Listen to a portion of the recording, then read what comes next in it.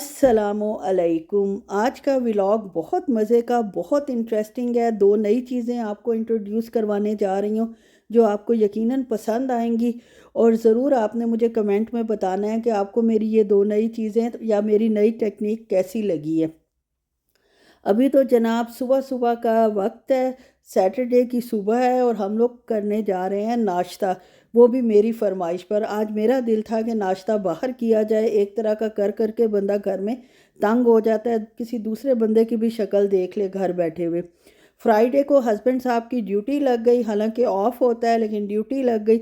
इस वजह से हमने फ्राइडे को जाना था लेकिन नहीं जा सके, तो सैटरडे की सुबह वो जल्दी जल्दी तैयार हो गए कि कल भी बेचारे नहीं जा सके, तो आज मैं इनको ले जाता हूँ। खैर जनाब, अपने मज़ामिया से, प्यारे मज़ामिया से हम प्यारे रियाज पहुँचे और माशाल्लाह बहुत खुशगवार सुबह थी। खैर 11 बजे का टाइम था क्योंकि नाश्ता स्टार्ट ही बिरयानी 65 पे 11 बजे होता है।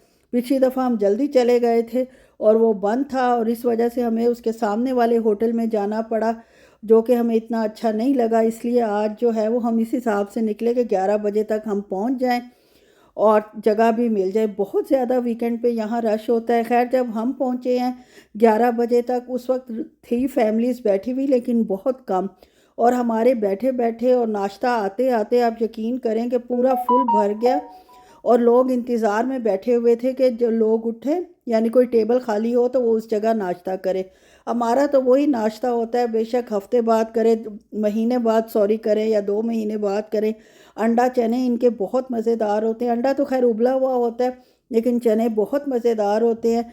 और इसके अलावा कुलचे इनके बहुत ज़बरदस्त होते हैं, कड़ाकेदार किस्म के। तो खैर जनाब वो थे और मेरे हस्बैंड साहब ने तो हलवा पूरी का प्लेटर मंगवाया था। उसमें अचार होता है, प्याज होते हैं और बाकी वही जो चने की तरकारी और किसकी हलवा होता है। बहरहाल वो उन्होंने मंगवाया था और नाश्ता करके जनाब हम घर आए हैं अगले दिन। और काफ़ी शॉपिंग की उस दिन क्योंकि काफ़ी सामान ख़त्म था। लुलु गए थे, सामान की शॉपिंग की और स्ट्रॉबेरीज रात को मैं रखना ही भूल गई फ्रिज में। ये नाश्ते के बाद के सीन है जो जिस तरह हर रोज़ मैं आपको दिखाती हूँ कि मेरा सिंक भरा हुआ होता है नाश्ते के बाद बर्तनों से और वहीं से मैं स्टार्ट लेती हूँ। अगर इमरजेंसी ना हो तो, अगर इमरजेंसी हो तो साथ ही हंडिया चढ़ा देती हूँ और उसके बाद बर्तन शर्तन और ये सारा काम कर लेती हूँ। नाश्ता किया हमने सैटरडे को, माशाल्लाह माशाल्लाह, अल्लाह नज़र बद से बचाए, बहुत ज़्यादा इंजॉय किया। नाश्ता भी किया और आइकिया भी गए और आइकिया से भी मैंने एक बड़ी अच्छी काम की चीज़ ख़रीदी है जो आगे जाके आप लोग देखेंगे। और जनाब दोपहर का खाना जो, खैर वो तो ब्रंच हो गया था, यानी सुबह का नाश्ता भी और दोपहर का खाना भी जो हमने बिरयानी 65 से खाया था। और उसके बाद आइकिया में शाम को हमने 6 बजे फिर माशाल्लाह शवारमा, चाय और जनाब जूस वगैरह लिया था, फ्रेश जूस जो होता है। तो बड़ा मज़ा आया। मुझे तो ऐसे लग रहा था जैसे हम मक्का गए हुए हैं और सारा दिन बाहर ही खा पी रहे हैं और इन्जॉय कर रहे हैं। क्योंकि यहाँ यही इन्जॉयमेंट है हमारी मज़हमिया में, ना कोई आना ना कोई जाना। एक दो फैमिलीज़ जो दुरमा में रहती हैं उनसे भी ऐसे मुलाकात होती है जैसे ईद के चांद से। ना वो फ्रीक्वेंटली आते हैं और ना हम फ्रीक्वेंटली जाते हैं। खैर मेरा इरादा बन रहा है कि मैं चक्कर लगा लूँ उनकी तरफ। और कपड़े जो मैंने फ्राइडे को उतारे थे सोफ़ों के, वो धोने का वक्त आ गया है। और फ्राइडे को तो फिर मशीन नहीं लग सकी क्योंकि वो दिन ही बड़ा मसरूफ़ होता है। सारा दिन जना वो बंगाली भाई भी जो आते हैं 2-3 घंटे वो लगा के जाते हैं। उसके बाद जना मूड वैसे ऑफ हो गया था कि हम लोग तैयार बैठे थे बाहर जाने के लिए और इनकी ड्यूटी की कॉल आ गई जो कि एमरजेंसी कॉल थी। और इनको कोई डॉक्टर को अचानक मतलब छुट्टी की ज़रूरत थी तो उनको जाना पड़ गया। तो मेरे हस्बैंड को कॉल कर लिया। खैर ये तो हर वक्त हाजिर होते हैं। हाँ जी, आइकिया से मैंने क्या ख़रीदा ये देखें। ये क्या है, कोई गैस करेगा? ये जनाब नेट के थैले हैं 2 अदद। और अब मैंने गैस किसी ने क्या करना है, ये बूट धोने के लिए हैं, शूज़ धोने के लिए, कि मशीन में इधर उधर मशीन बूट जो है वो घूमते रहते हैं।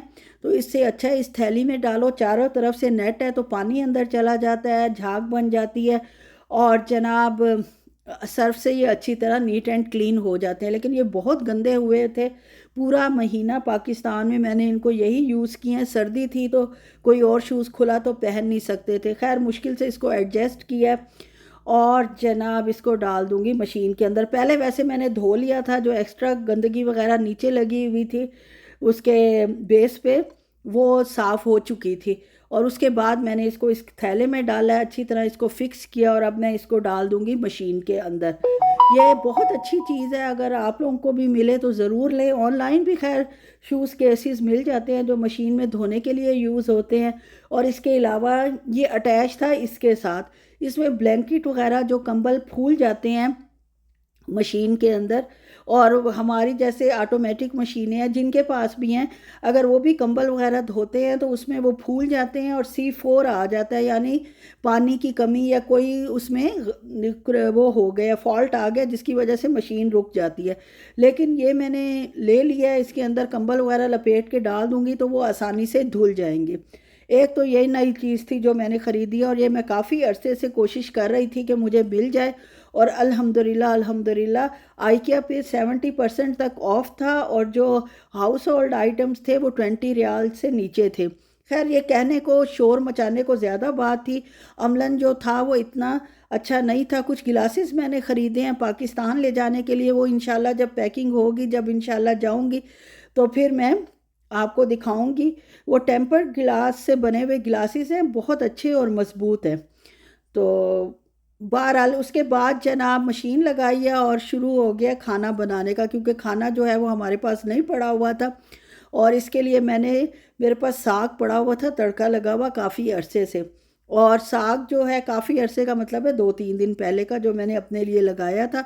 लेकिन वो क्वांटिटी इतनी ज़्यादा थी कि वो मुझसे तो ख़त्म ही नहीं होना था, बेशक मैं साल खाती रहती। तो उसका मैंने ये हल सोचा कि उसको गोश्त में डाल देती हूँ, और गोश्त में डालने के बाद ये सब लोग खा लेंगे। और वाकई अल्हम्दुलिल्लाह अल्हम्दुलिल्लाह खाया भी गया और ख़त्म भी हो गया।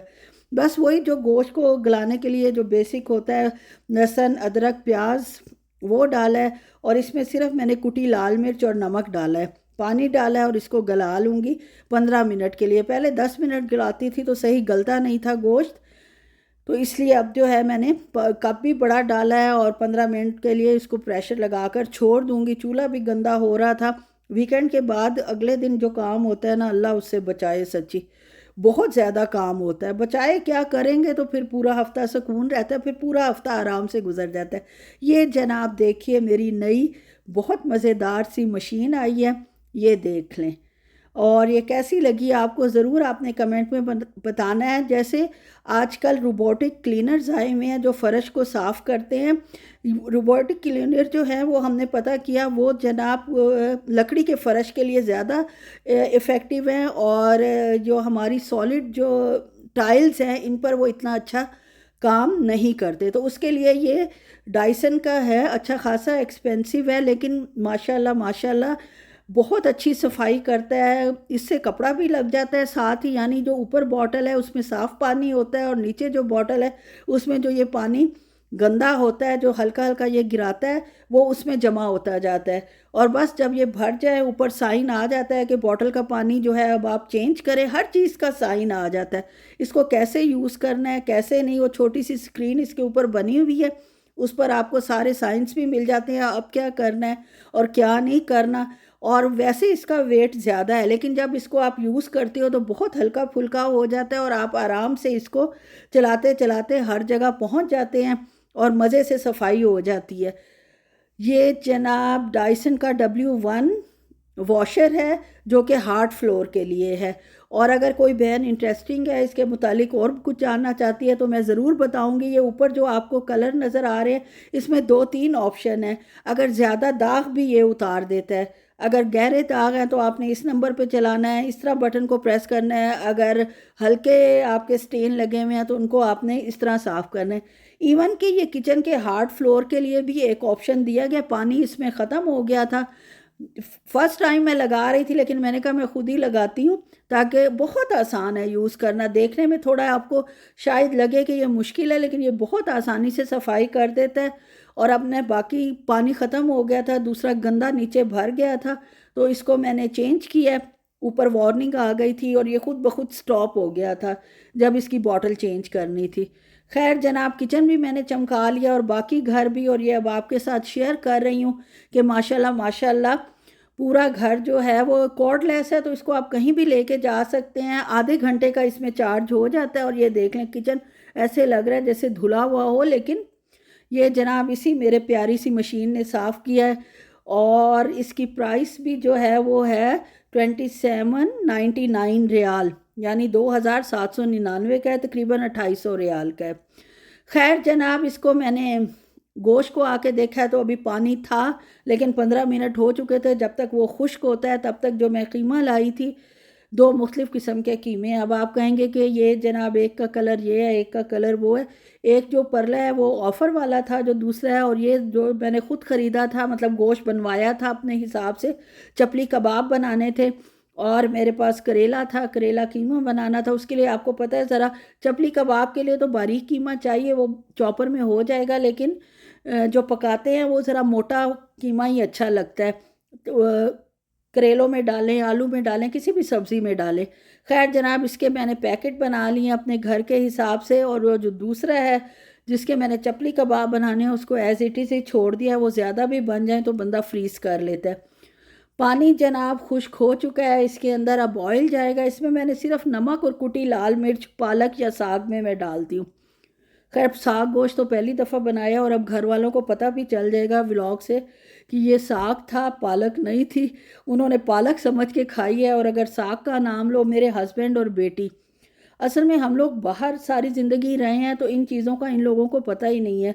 और मेरे हस्बैंड का भी सारा बचपन जो है वो दुबई में गुजरा है, बड़े भी वहीं हुए हैं, पढ़ाई लिखाई भी एफएससी तक वहीं की। तो वहाँ तो ज़ाहिर है साग शाग का इतना कोई कॉन्सेप्ट था नहीं, तो इनको कुछ पता नहीं है, तो इसलिए ये नहीं खाते। लेकिन वैसे खा गए हैं पालक समझ के। ये देख लें अल्लाह की शान।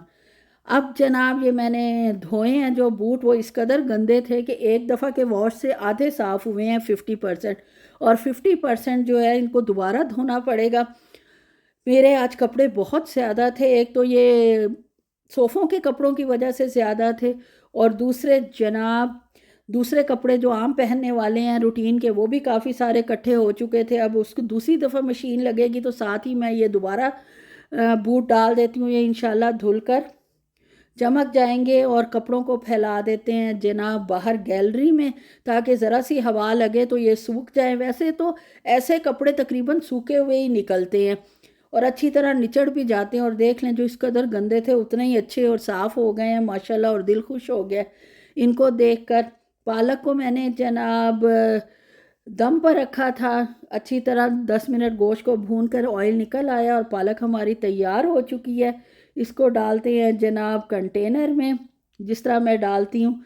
और बस जनाब, यहीं तक था व्लॉग। अल्लाह हाफ़िज़।